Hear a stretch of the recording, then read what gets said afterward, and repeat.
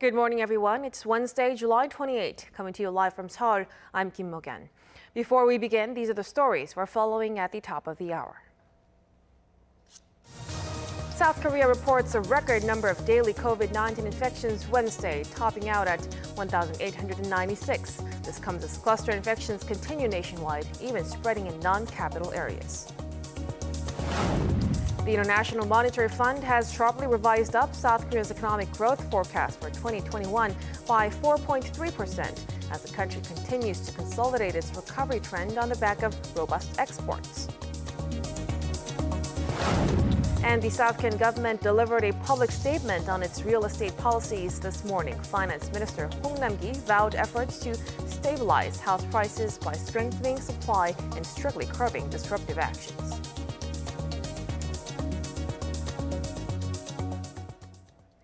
Our top story this morning, South Korea's daily COVID-19 tally hit a record high on Wednesday, closing in on the 2,000 mark. Concerns are mounting as regions outside the metropolitan area are witnessing growing number of cluster infections.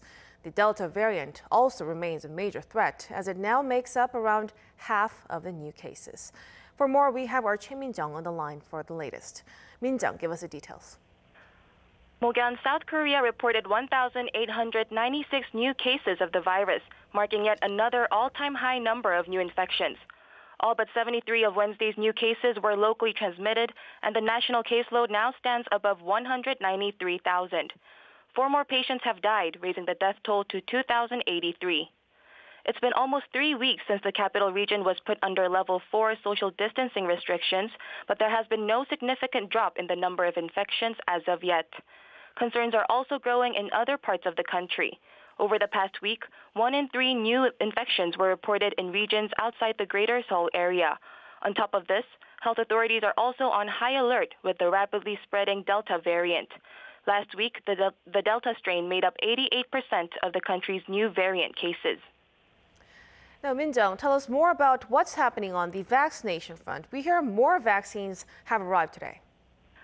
More than 2.6 million doses of Pfizer's COVID-19 vaccine arrived in South Korea earlier today.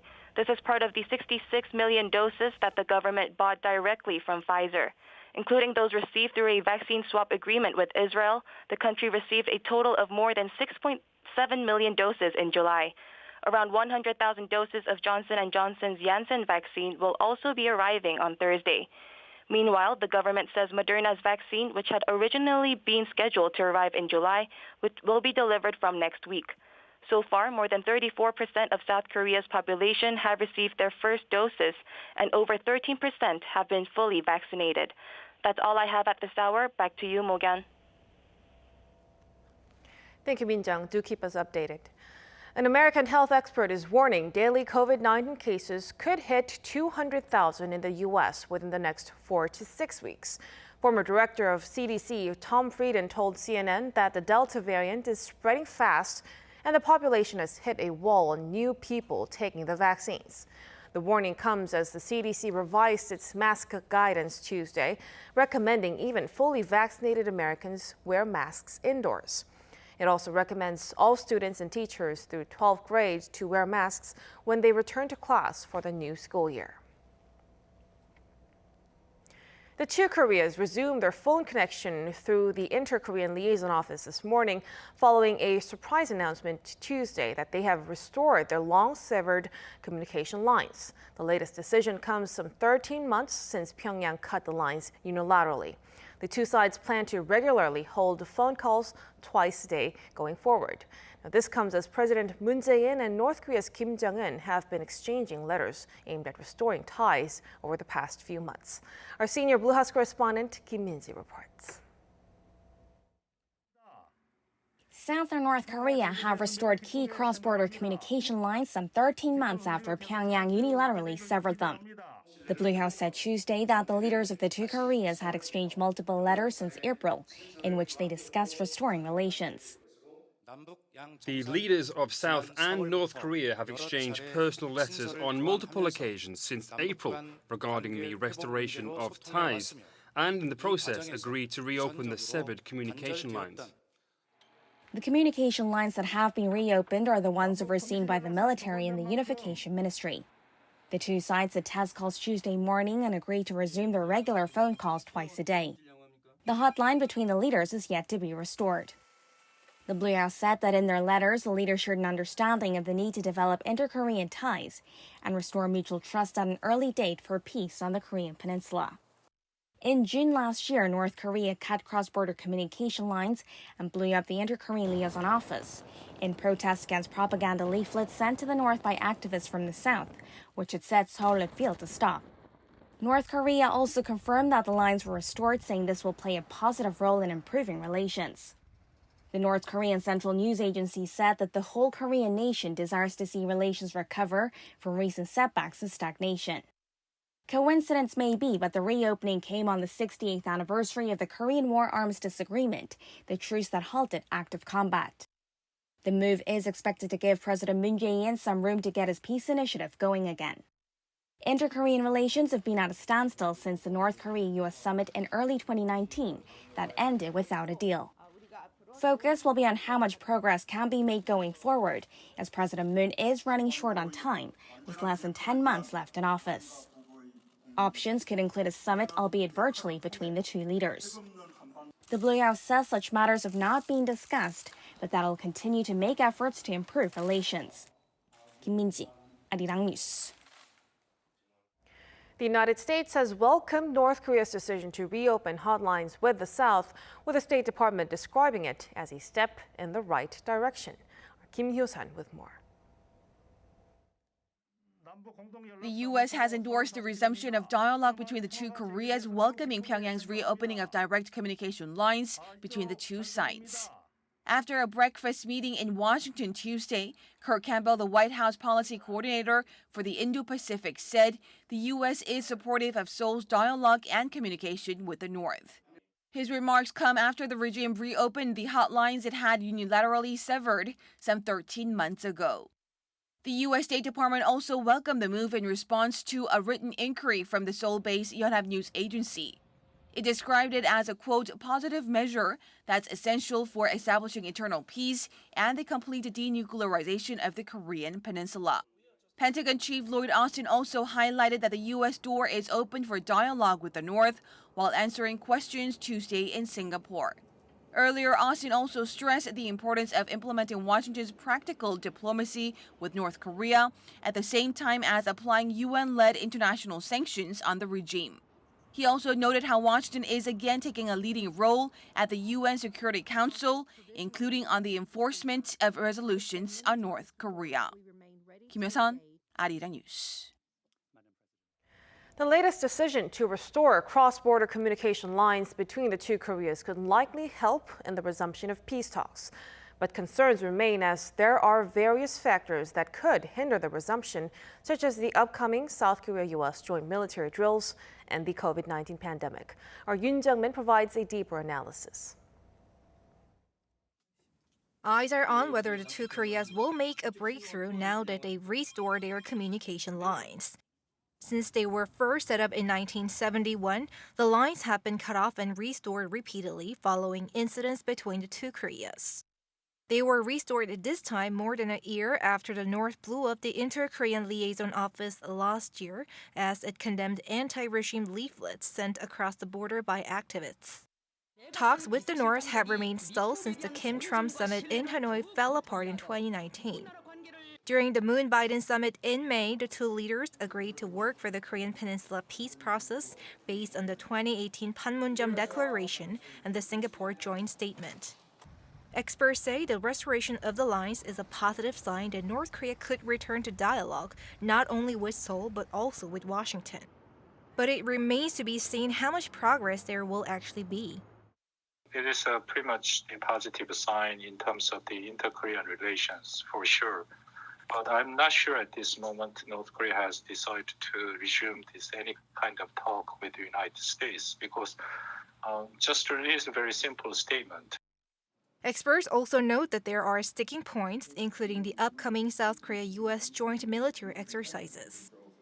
If we interpret this move by North Korea as the signaling for improving the relations with the United States or South Korea, we want to tone down the scale of the joint military drills in August, whereas United States probably wants to have regular joint military drills. Also, the COVID-19 pandemic is making the situation more difficult as the North has imposed stricter lockdown measures. Seoul's Unification Ministry says it is ready to resume talks on pending issues using video conferencing. Experts say more active cooperation and talks with Pyongyang could be possible once the pandemic is under control. Yoon Jung-min, Arirang News. North Korean leader Kim Jong-un gave a speech at a veterans event Tuesday, but unlike last year, there was no mention of self-defensive nuclear deterrence. According to the regime state media, Kim said their forces were fully ready to deal with any threats or circumstances, but he did not mention nuclear deterrence or any message aimed at the South or the U.S. It seems the North Korean leader wanted to avoid offensive messages following the restoration of inter-Korean communication lines the previous day. Regarding the pandemic, Kim said the regime is facing difficulties due to the prolonged lockdown.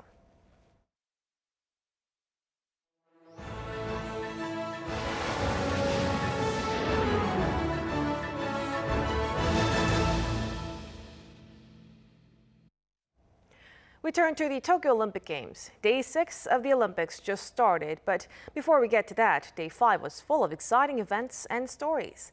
Team Korea also enjoyed some success as news of silver medals came in. For more on this, we have our Kim Do-yeon at the News Center. Do-yeon, a number of medals in the bag for South Korea Tuesday. Morgan, that's right. It was an eventful day at the Olympics on Tuesday for Team Korea, despite no gold medals. First, the women's epee fencers won the country's first silver in the team event. In the final, South Korea lost 36-32 to Estonia, but as the women fencers were unable to win any medals during the individual competitions, the success was welcomed. There was also plenty of drama as South Korea beat China, the number 1 seed, in the semis, overcoming the odds with some comfort with a score of 38-29. On top of that, half of the 4-member team had to overcome COVID-19 in March 2020 after catching it during a competition in Hungary. Next up in fencing, as the men's sabre team will begin their journey around noon Wednesday. Team Korea is highly regarded as the gold favorite for this event, as the number 1 ranked fencer Oh Sang-uk is in the team. He unfortunately didn't win anything during the individual events, so fans are looking to the team events for good news. The bronze medalist in singles, Kim Jong-un, is in the team with him as well. After this, Team Korea will compete in 2 more team fencing events. The men's football team is also in action in the last group stage match against Honduras at 5:30 p.m. Wednesday. They currently sit at the top of the group on goal difference of +3, meaning they only need to tie to qualify for the quarterfinals. But Honduras eliminated the Taeguk Warriors back in 2016 at the Rio Olympics, so a win would restore the team's pride. Honduras is known to be a strong opponent, especially in offense, having beaten New Zealand in the round before, the team South Korea lost to. So Team Korea will need to be at their best to get the win. Elsewhere, weightlifter Hidilyn Diaz made history Monday, becoming the first athlete from the Philippines to win gold at the Olympics, despite competing in every Summer Olympics but once. Since 1924, the country has only managed 3 silvers and 7 bronzes so far. Diaz broke the run by beating the world record holder from China, Lao Chiyun, with her final lift. That's not to say Diaz came from nowhere, as she won the silver in Rio in 2016. While she was training in Malaysia, COVID-19 broke out and left her separated from her family for almost 3 years. Now she says she can't wait to reunite with them. U.S. superstar gymnast Simone Biles has dropped out of the team competition after one rotation citing unspecified mental health issues. Speaking at a press conference after the withdrawal, the 4-time gold medalist said she felt she wasn't enjoying the competition and wanted to focus on herself. Her absence opened the door for the team of Russian athletes to win gold for the first time in nearly 3 decades. Biles was tipped to pick up 6 golds and may still take part in individual events, a decision she will make on Wednesday. Finally, let's take a look at where countries stand in the medal rankings as Japan, the host nation, leads, and there's also a few exciting events to look out for throughout the day. I'll be back with more in a later newscast.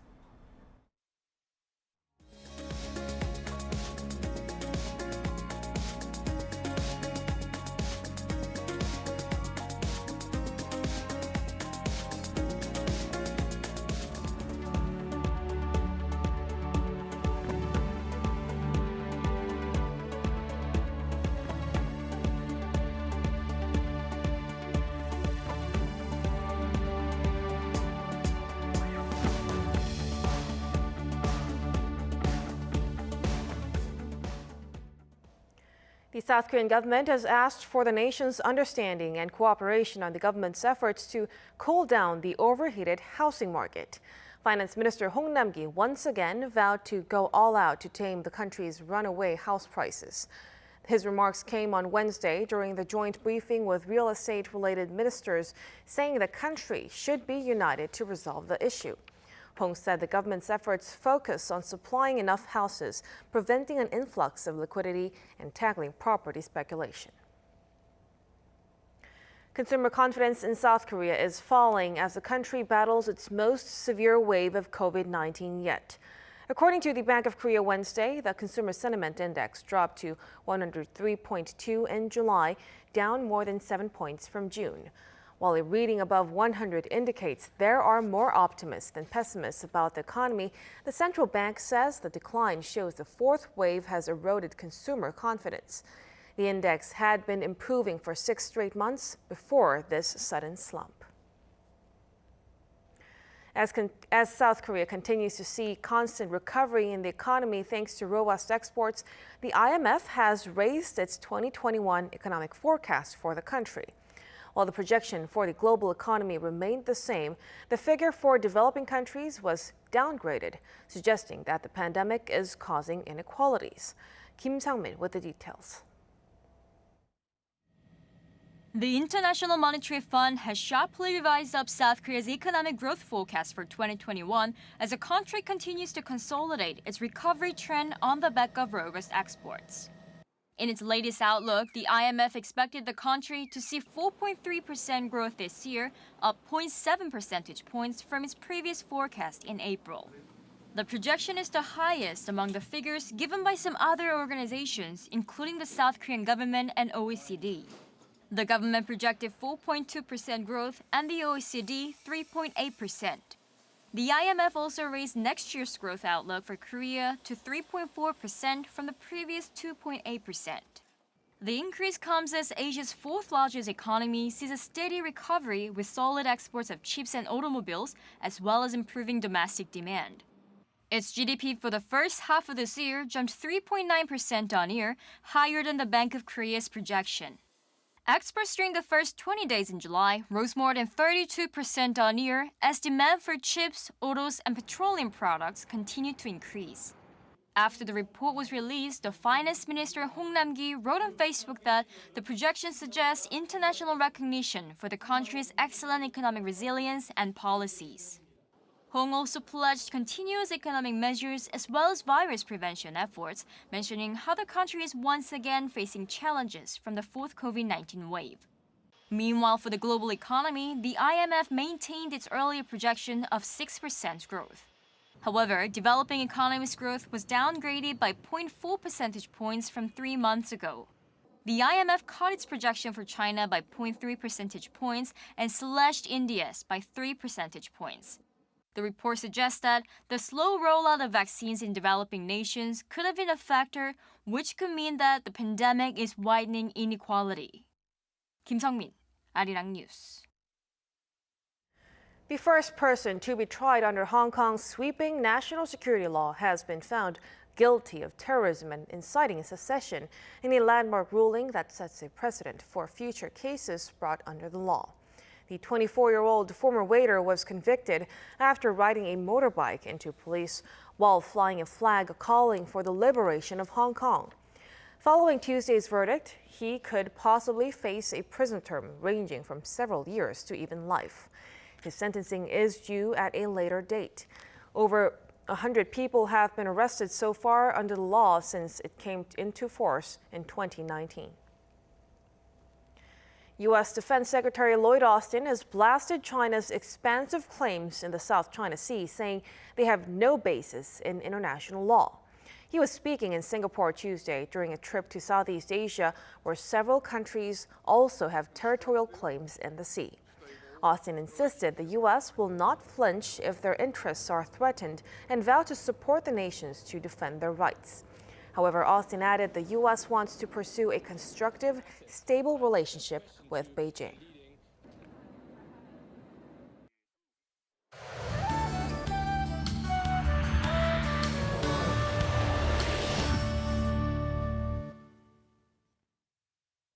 Good morning. We have another sweltering day in the forecast. Those of us in the capital and its surrounding regions and Chuncheon will have to endure highs getting up to a steamy 36 degrees Celsius. Speaking of which, Seoul and Chuncheon have already exceeded the number of days under heat wave compared to the average year. But since we still have about a month left of summer, we could be looking at a record-breaking summer this year. For the next few days, the capital region is looking at more sizzling heat under mostly sunny skies, but there could be some sporadic rain for southern parts of the country. Inner regions other than Seoul will receive some passing rain due to atmospheric instability during the day, and there could be 5 to 40 millimeters, which won't be enough to relieve the heat. Meanwhile, very strong UV rays will beam down for most of us, but the south of Jeju will see extreme levels, so please be careful. That's Korea for you, and here's a look at the weather conditions around the world.